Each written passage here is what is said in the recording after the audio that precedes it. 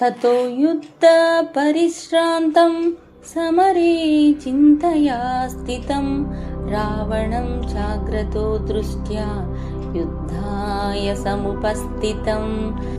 ततो युद्धपरिश्रान्तं समरे चिन्तया स्थितं रावणं चाग्रतो दृष्ट्या युद्धाय समुपस्थितं। दैवतैश्च समागम्य द्रष्टुमाभ्यगातोरणम् उपागम्य ब्रवीद्रामा मगस्त्यो भगवान् ऋषिः। राम राम महाबाहो शृणु गुह्यं सनातनं येन सर्वा नरीन् वत्स समरे विजयिष्यसि। आदित्य हृदयं पुण्यं सर्वशत्रुविनाशिनं जयावहं जपे नित्यमक्षयं परमं शुभम्। सर्वमङ्गलमाङ्गल्यं सर्वपापप्रणाशनं चिन्ताशोकप्रशमनं मायुर्वर्धनमुत्तमम्। रश्मिमन्तं समुद्यन्तं देवासुरनमस्कृतं पूजयस्व विवस्वन्तं भास्करं भुवनेश्वरं। सर्वदेवात्मको ह्येष तेजस्वी रश्मिभावनः एष देवासुरगणान् लोकान् पाति गविसिमिः। एष ब्रह्मा च विष्णुश्च शिवस्कन्धः प्रजापतिः महेन्द्रो धनदः कालो यमः सोमो ह्यपाम्पति।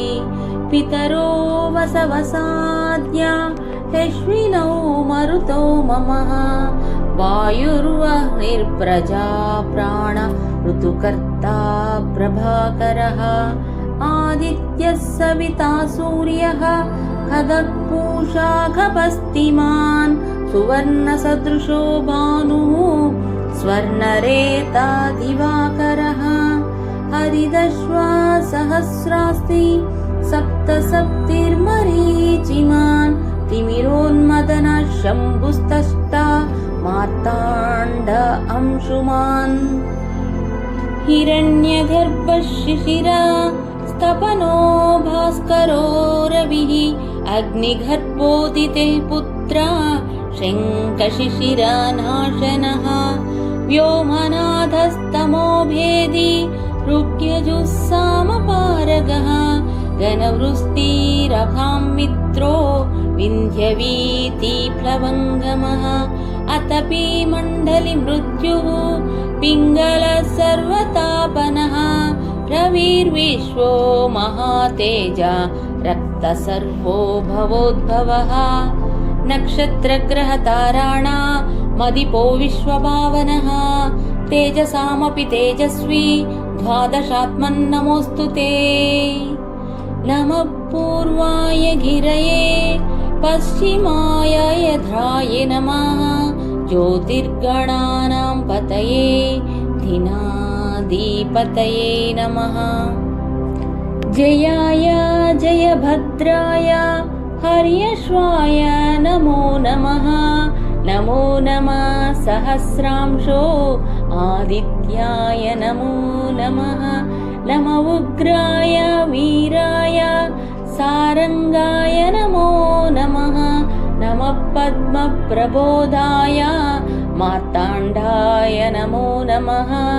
ब्रह्मेशानच्युतेशाय सूर्याय नित्यवर्चसे भास्वते सर्वभक्षाय रौद्राय वपुषे नमः।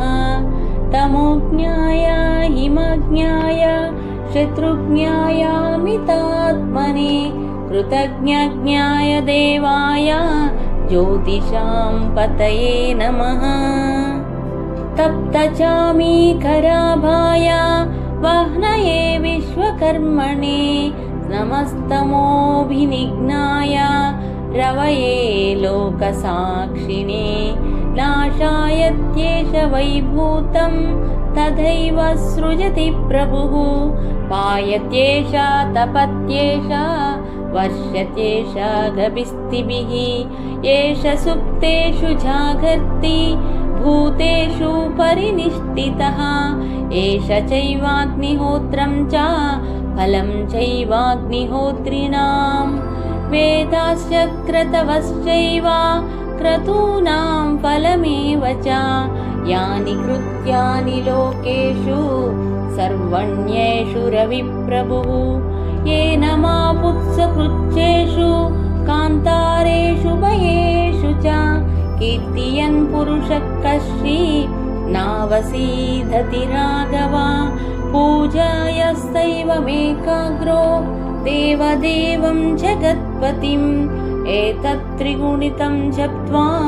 युद्धेषु विजयिष्यसि अस्मिन् क्षणे महाबाहो रावणं त्वं वदिष्यसि एवमुक्ता तदागस्त्यो जगाम च यथागतम् एतत् श्रुत्वा महातेज नष्टशोको भवत्तदा धारयामास सुप्रीतो राघव प्रयतात्मवान् आदित्यं प्रेक्ष्य जप्त्वा तु परं हर्षमवाप्नुवान् त्रिराचम्या शुचिर्भूत्वा धनुराधाय वीर्यवान् रावणं प्रेक्ष्य पुष्टात्मा युद्धाय समुपागतम् सर्वयत्नेन महता वदे तस्य धृतोऽभवत्